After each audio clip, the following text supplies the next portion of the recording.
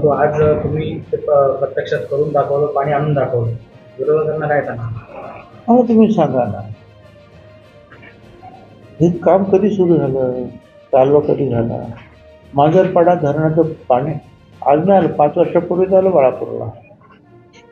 फक्त सगळंच्या सगळं पाणी स्पीडने येत नाही, ते मध्ये चिरतं, म्हणून त्याला लाईनिंग करावी लागली. तर मला सांगा, जर 250 कोटी रुपयाचं काम असेल तर त्याचे प्लान्स, एस्टिमेट, बजेट, पैसे हे सगळं करून काम करणं.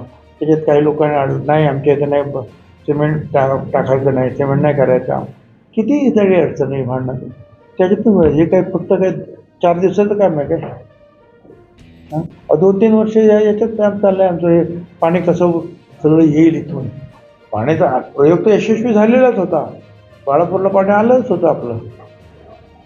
फक्त राहिला होता मुद्दा एवढा की हे पाणी सगळं जिरतं आहे त्या जमिनीतून, त्या कालव्यातून, आणि फुटतं काही काही ठिकाणी, बंद करावं लागतं. ते स्मूथली कसं पुढे येईल त्याच्यासाठी आपल्याला कोटिंग करावं लागेल. ते काही 4 दिवसाचं काम नाही, पण ठीक आहे. निंदकाचे घरं असावी शेजारी, असू द्या, त्यांना त्याच्यामध्ये आनंद आहे, मला माझ्या कामामध्ये आनंद आहे. मी माझा शब्द आता पाणी एकदा पोचलं की माझा शब्द पूर्ण झाला. 160 किलोमीटर 160 किलोमीटरचा प्रवास आहे तो. म्हणजे आता राहा जवळजवळ मुंबई नाशिक एवढा प्रवास आहे त्या पाण्याचा.